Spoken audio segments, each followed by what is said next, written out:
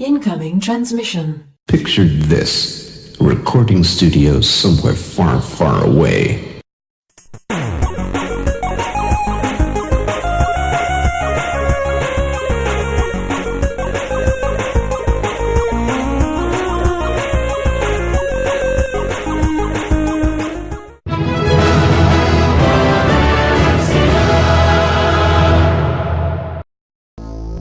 Welcome, Watchers of Illusion, to my Castle of Confusion on the 4th of June. We're looking at Venus the Flytrap on the Amiga. Here's the intro, back in a few.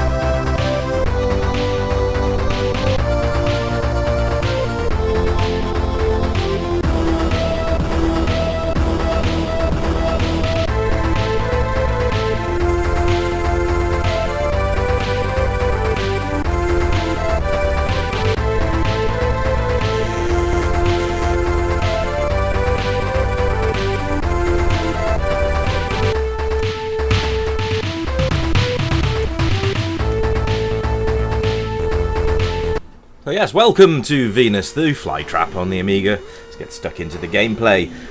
This was released by Gremlin Graphics, and it boasts over 50 levels, and I've got to say that's bloody impressive, to be fair, because it's a 2-disc game.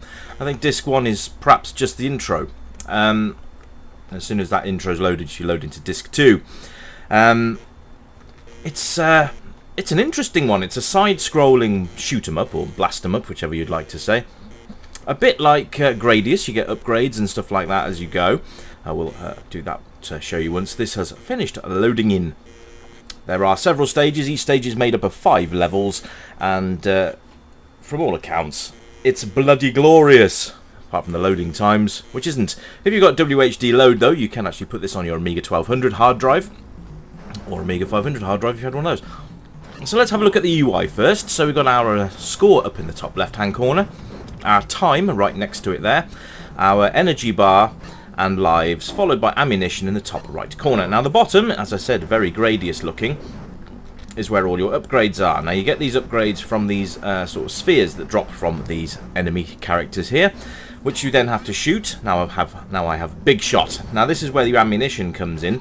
Up until you use your upgrades, you don't actually need ammunition. You can have as much as you like from a normal shot, which is no problem at all. It's slightly weaker though, so Big Shot is the one you actually want to be using on this level at least. You only get this one on this level. The others are found on later levels. So 3-way is on level 2, Mortar, etc, can be found later on in the game when it gets substantially harder. Now it starts off nice and gentle. The forest level is quite nice. I like the animation on this. Very smooth game. Very smooth. You can see the character and enemy sprites are really nicely drawn as well, which is cool. Now the one thing about this is you'll want to be collecting as many of these little spheres as you can. It does get a little time consuming in a way, because you have to wait until they drop, then you've got to shoot them, so it can be a little bit sort of time consuming doing it. But they are worth it because you get your points, but you also get ammunition. Now that is what you're really looking for. You can also get upgraded hearts, as you saw there, so when you do get hit you will lose your life bars, but you can replenish those with the flying hearts that come up, which is always nice. You can see here a variety of bad guys. You've got some Venus Flytraps there, which is quite a nice little touch, really. But I love the fact that you are taking control of a mechanical insect. Now the level loading times aren't too bad, to be fair. Let's see how long this takes. Probably about 10 seconds. So that's not too bad to wait between levels. When loading from disk. But yes, the hard drive version smoothly just carries on with the game. So now some of these things that you see on the floor are detrimental to you. If you see the one with the time on it, it will just erase the time that you've got very quickly, so you don't want to be hanging around on that for very long. The sound is amazing as well, actually. It's very nice. The music is very sort of jungly, which I really quite like. So it sort of sets the scene for you to play the level, which is really nice. You've got your power-up noises, you've got your collection of object noises, blah blah. That's always quite nice as well, to be honest. Nothing intrusive, which is what I always like. Yeah, these sort of claw plants, very Mario-esque in a way, aren't they? Probably what would be Mario if it was a very dark-looking game. Ammunition is few and far between, but it doesn't mean that you can't go mad on it. I've got 111 ammunition at the moment. You do get fairly often you'll get a pickup. I think it is completely random what you get in these spheres, so you might be lucky and get yourself some extra time, or you might be lucky and get yourself some extra ammunition. You don't have to use the big shot, by the way. You can actually scroll back and use your normal weapon if you want to, which is quite easy. Hold down the fire button and then scroll with your joypad left or right to decide what to use. Now, if your ammunition runs out, you won't automatically swap back to your normal weapon. You will have to tell it to go back to normal shot, which isn't really an issue either. But just so you're aware of it. Now, this was a really well-received game when it was first released, and it still stands up to the tests of time today. Really nice animations, and basically it's to get from A to B in any given level, so that you can just progress on, which is really nice. Now, like I said, you get 5 levels per sort of scenario. So we're in the forest at the moment, Forbidden Forest, and then you go into sort of like an icy area. But before you do that, you get a bonus stage, which I'm hoping to show you as well in this review. But you look at the animations; they're absolutely gorgeous, very fluid, no sort of stutter on there. It's really nice. This game is an absolute joy to play, by the way. Probably one of Gremlin's best, I would say. Well known for doing their Jack the Nipper series, by the way, Gremlin Graphics, and Monty Mole, for those of you who remember him. Yes, you'll also get these where the controls are reversed, at least up and down is. So when you need to jump across the gap there, you need to push down on your joypad instead of up, which is how you normally jump.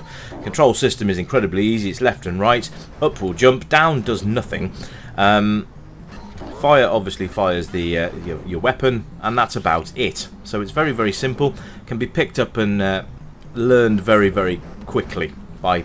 And I'd say this was probably age appropriate for quite a lot of age groups, to be honest. Doesn't seem to be restricted or overly tough. There's a nice learning curve to it as well. So for the younger player, it's always going to be a good one to get stuck in. But for the older player, there's lots there for you as well. Like I said, these levels start off fairly nice, but they do get trickier as we go. You have to learn how to utilise the landscapes and stuff to be able to get to where you need to be. Love this game. Very cool. On collision with any bad guys, they will explode, but as you can see there, will take off a chunk of health.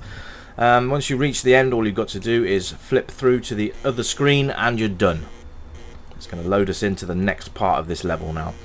I would have said maybe a little bit more variation would be nice on the levels, so that although we're in the Forbidden Forest area, it would have been nice to have a little bit of variation as we went. But other than that, I can't really moan too much.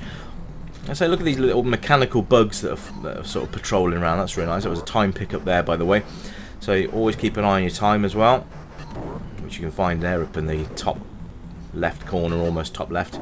That was an ammo pickup. You get quite a lot of ammo per pickup, so don't worry too much about overusing the big gun. Now the three-way shot, which you might imagine, actually uses 3 bullets. Now the big shot only uses 1 at a time, but the three-way will use 3, and it's also a lot more powerful though. But its range is very short. As you can see, the big shot is quite long range, so there's not any problem about shooting that across the screen. Enemies as you go get tougher as well, so that's why you need more powerful weapons to deal with them in later levels. The big shot is fine for this level though, and it's fine for level 2 to be honest as well. It's just nice that you get the option to use the three-way shot later on. Haven't actually got to use the mortar yet, or the beam up, or the four-way, but each one has a different characteristic, and each one has a beneficial effect, but also a detrimental effect. So there you go. The fact is, they all use ammunition, so you're going to have to keep ploughing away at these little orbs to try and get what you need. Now that's probably another thing that's a little bit time consuming, is actually collecting all the orbs, because they don't just automatically break open. You do have to shoot them first, and they can be anything from batteries, ring pulls, which are basically just score, nothing really in those, and oil, which would have been nice if they'd have incorporated that into actually using, so you had to collect certain things to get your bug to operate at a more fluent rate, or something like that would have been cool. But I'm not going to nitpick too much about this, because the game is very, very good. You see little sort of little insects and stuff all over the place, which is nice. Those flying things, by the way, are a pain in the arse. There's a detrimental time one, by the way. If you flip yourself over that, you're going to lose a lot of time. Luckily, I just got a time pickup immediately afterwards. So, if you watch my time now, it's flying down, so I don't want to be standing on that for long. If you run out of time, I think you lose a life. So we don't want to be doing that, ladies and gents. But here we go. So yeah, now we're upside down. So down would be jump from this scenario. But and then for some reason the orbs also float up to the top of the screen rather than down. So never mind. But you don't have to collect everything. It's not important. You know, it's not essential to collect everything. It's just nice to sort of blow everything up and go and pick up the spoils of war, so to speak. It's very, very good. I'm very impressed with this. Did you own Venus the Flytrap back in the day? Is this one of your games in your collection today? What did you think about Venus the Flytrap? Did you enjoy it as much as I am right now? I think it's probably, I would say, one of those games that you really should play if you own a Migmog, or if you want to get some on emulation. Either way, you'll be wanting to play this game. But yes, if you've got any fond memories of this game, please leave me a comment. I always reply as well, so if you want to come and just say hi, that's fine. It's always great to hear from followers and fans, so thanks very much for the support. Now hopefully I'm going to be able to show you the bonus level if I don't die, because I've got 1 hit point left. So we're going to dispose of this dude, and we're through. Right, so now we've done all 5 areas, we're now going to go onto a sort of side-scrolling, this is more like Gradius, to be fair, and I'll show you now, and bits like Salamander as well. But this is a side-scrolling shooty bit, which they call a bonus stage, and it kind of pushes you forward into the next level, which is nice as well. Once it's loaded, yes, like I said, if you're loading from disk, it can be a little bit long, but once it's loaded in, it's great. So here we are, nice parallax scrolling, and again, now the thing is, they do drop the orbs here, but there's not much point in collecting them, because as you can see, once you shoot something, it just drops straight away, and unless you're actually on top of it to be able to pick it up, it's quite hard to get any points from this apart from just shooting the enemies. But you've got to basically get until your time runs out. Unlike the main levels, you do need to let your time get to the end, because that is when the boss comes, and then you shoot him and defeat him and move on to the next level. I'm not doing very well here. I've got 1 hit point left, or 2 hit points left if you include the green bar that's there already. So let's see if we can actually get this done. Should be nice. But yeah, this is a great game. Absolutely. I would recommend this to anyone. Venus the Flytrap by Gremlin Graphics. Enjoyed the review for today anyway.